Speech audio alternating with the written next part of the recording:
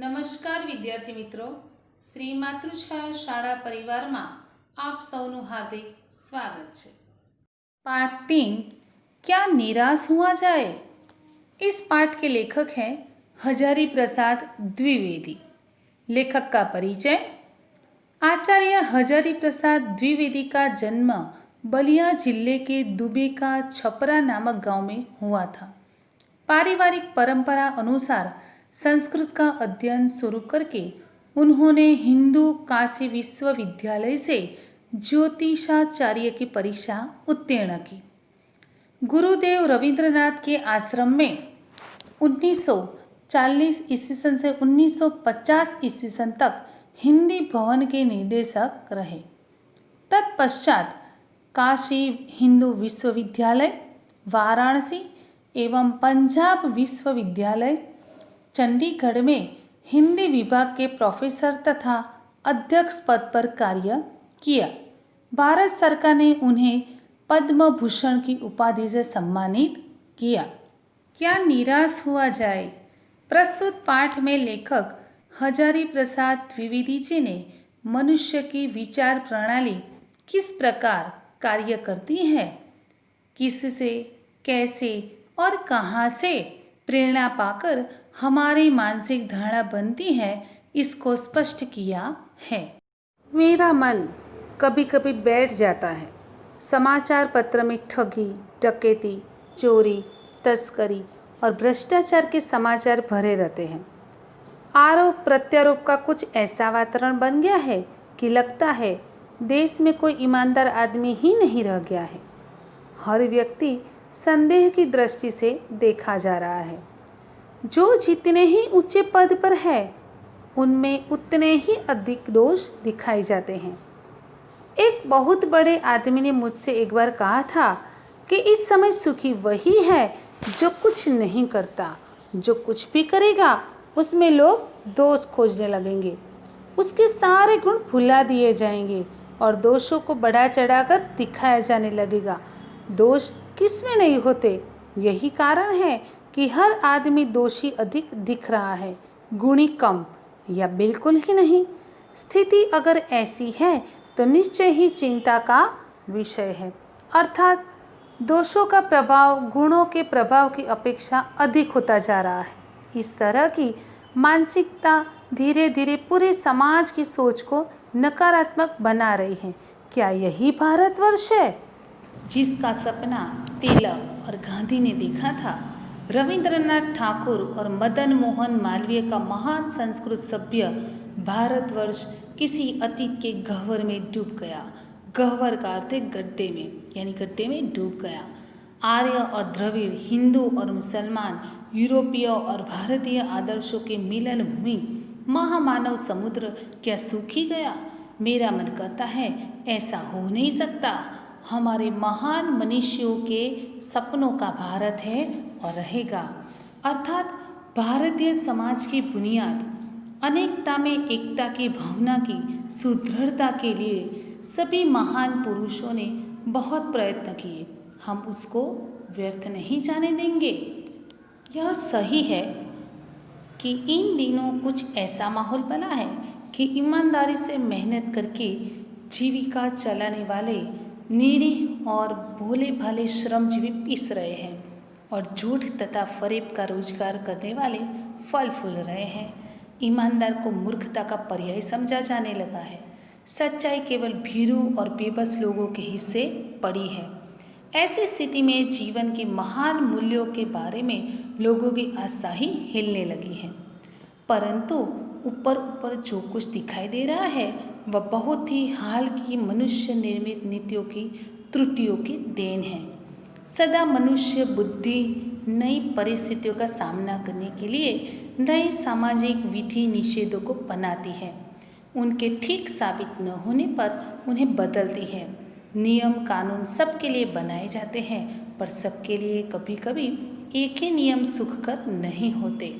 सामाजिक कायदे कानून कभी युग युग से परीक्षित आदर्शों से टकराते हैं। इससे ऊपरी सतह आलोड़ित भी होती है। पहले भी हुआ है, आगे भी होगा। उसे देखकर हताश हो जाना ठीक नहीं है।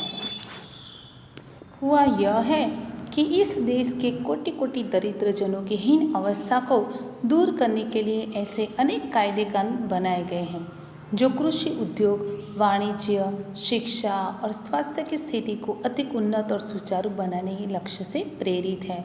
परंतु जिन लोगों को इन कार्यों में लगना है उनका मन हर समय पवित्र नहीं होता। प्रायः वे ही लक्ष्य को भूल जाते और अपने ही सुख सुविधा की ओर ज़्यादा ध्यान देने लगते हैं। व्यक्ति चित्त सब समय आदर्श द्वारा चलित नहीं होता। जितने बड़े पैमाने पर उन्हीं क्षेत्रों में मनुष्य की उन्नति के विधान बनाए गए, उतनी ही मात्रा में लोभ, मोह जैसे विकार भी विस्तृत होते गए। लक्ष्य की बात भूल गई, आदर्श को मजाक का विषय बनाया गया और संयम को दक्यानुसी मान लिया गया। परिणाम जो होना था वह हो रहा है। यह कुछ थोड़े से लोगों की बढ़ते हुए लोभ का नतीजा है, परंतु इससे भारतवर्ष के पुराने आदर्श और भी अधिक स्पष्ट रूप से महान और उपयोगी दिखाई देने लगते हैं। कहने का तात्पर्य यह है कि यदि समाज प्रगतिशील है तो व्यक्ति का जीवन भी सुविधाजनक होगा, परंतु यदि समाज उन्नत नहीं है तो व्यक्ति कितना भी धनी क्यों न हो, उसका जीवन सुविधाजनक नहीं हो सकता। भारतवर्ष सदा कानून को धर्म के रूप में देखता आ रहा है। आज एकाएक कानून और धर्म में अंतर कर दिया गया है। धर्म को धोखा नहीं दिया जा सकता, कानून को दिया जा सकता है। यही कारण है कि लोग धर्मभीरु हैं। वे कानून की त्रुटियों से लाभ उठाने में संकोच नहीं करते।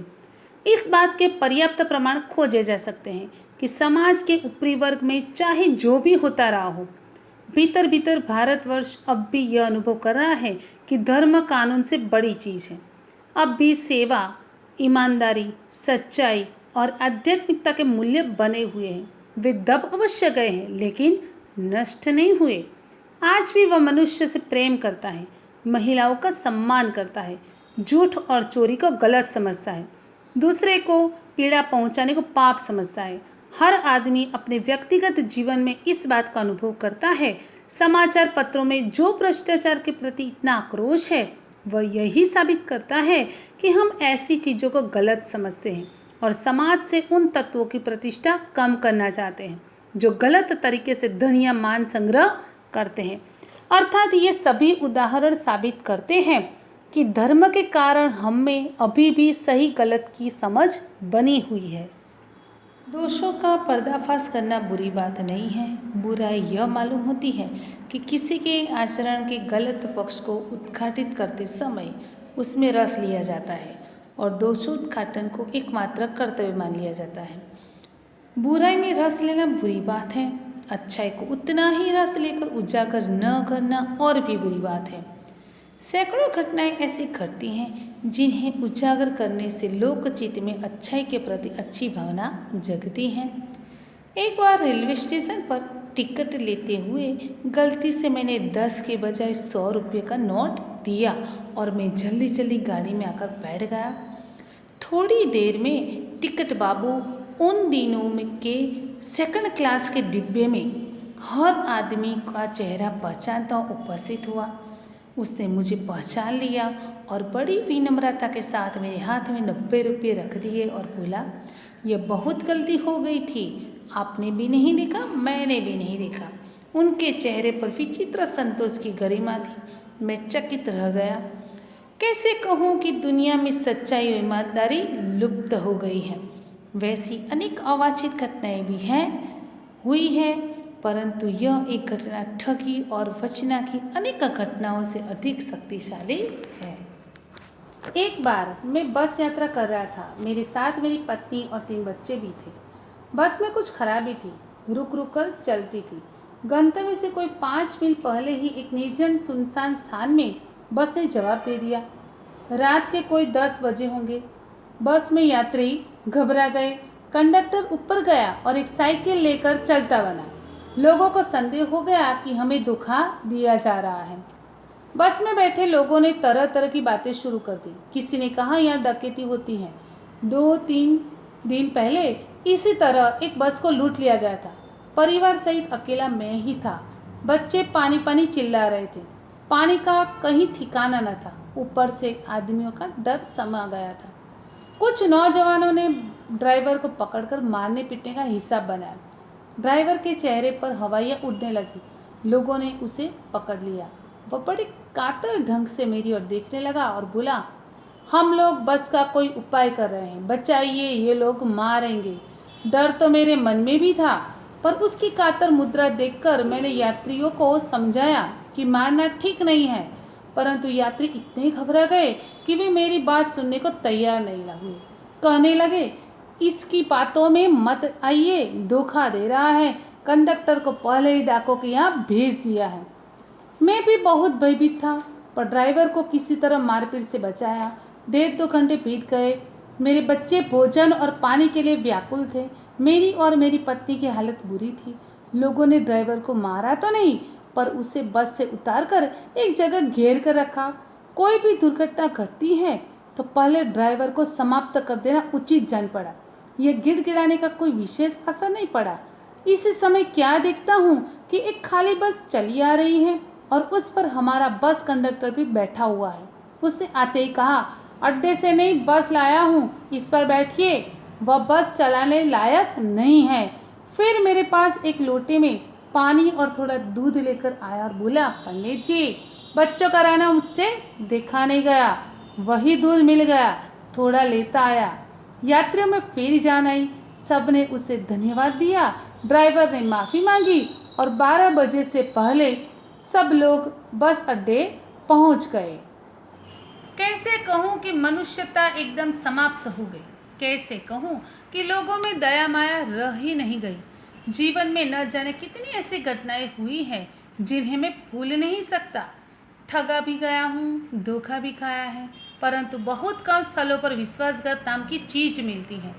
केवल उन्हीं बातों का हिसाब रखो जिनमें धोखा खाया है, तो जीवन कष्टकर हो जाएगा। परंतु ऐसी घटनाएं भी बहुत कम नहीं है जब लोगों ने अकारण सहायता की है, निराश मन को टाढ़स दिया है और हिम्मत बधाई है। कविवर रविंद्रनाथ ठाकुर ने अपने एक प्रार्थना गीत में भगवान से प्रार्थना की थी कि संसार में केवल नुकसान ही उठाना पड़े, धोखा ही खाना पड़े, तो ऐसे अवसरों पर भी हे प्रभु, मुझे ऐसी शक्ति दो कि मैं तुम्हारे ऊपर संदेह न करूं। मनुष्य की बनाई विधियां गलत नतीजे तक पहुंच रही है, तो इन्हें बदलना होगा। वस्तुतः आए दिन इन्हें बदला ही जा रहा है, लेकिन अब भी आशा की ज्योति बुझी नहीं है। महान भारतवर्ष को पाने की संभावना बनी हुई है, बनी रहेगी। मेरे मन, निराश होने की ज़रूरत नहीं है। यहाँ पर यह पाठ पूर्ण होता है। आभार।